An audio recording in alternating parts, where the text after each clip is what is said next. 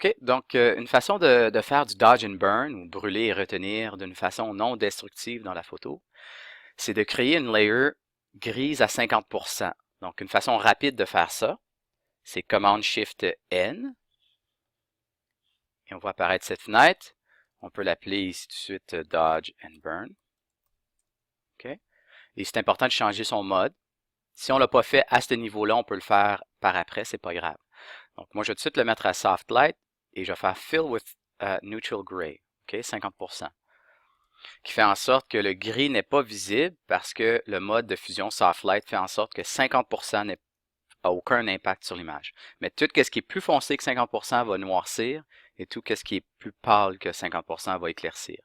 Donc là, maintenant, on peut aller chercher notre outil Dodge and Burn. Et un des trucs que j'ai donné en classe pour les yeux, c'est de noircir la partie de l'œil ici qui est déjà naturellement plus foncée. Et si j'appuie sur Alt maintenant, je peux éclaircir les ongles qui sont naturellement plus clairs. Donc là maintenant, on vient jouer avec le contraste localement des yeux. Je vais faire la même chose l'autre bord. Même chose comme ça. OK, parfait. Et là maintenant, je peux commencer à travailler ailleurs ici, peut-être avec un exposure plus bas. Baisser ça un peu, juste commencer à noircir. Encore là, c'est très subtil, mais c'est des choses qui font quand même une bonne différence. Une fois qu'on enlève la layer ici, Dodge and Burn, vous voyez vraiment la différence, pas juste dans les yeux, mais un peu partout. Donc on peut continuer le travail si on s'éloigne un peu, on peut noircir des endroits ici dans les cheveux pour augmenter le contraste localement à ces endroits-là. Et j'appuie sur Alt encore pour travailler un peu sur les highlights.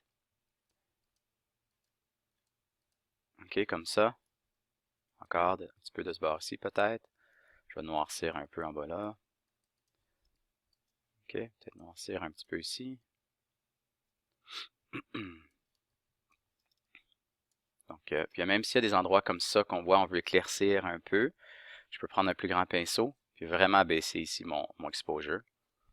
Appuyer sur Alt, et juste éclaircir des parties de la peau comme ça. Donc ça l'aide aussi pour équilibrer ou adoucir le contraste au niveau du visage. On peut faire des choses comme ça. Okay. Donc là, on pense qu'on a presque rien fait, mais quand on désactive la layer, on voit vraiment l'impact du travail qu'on a fait sur l'image, surtout au niveau des yeux. Là. Merci.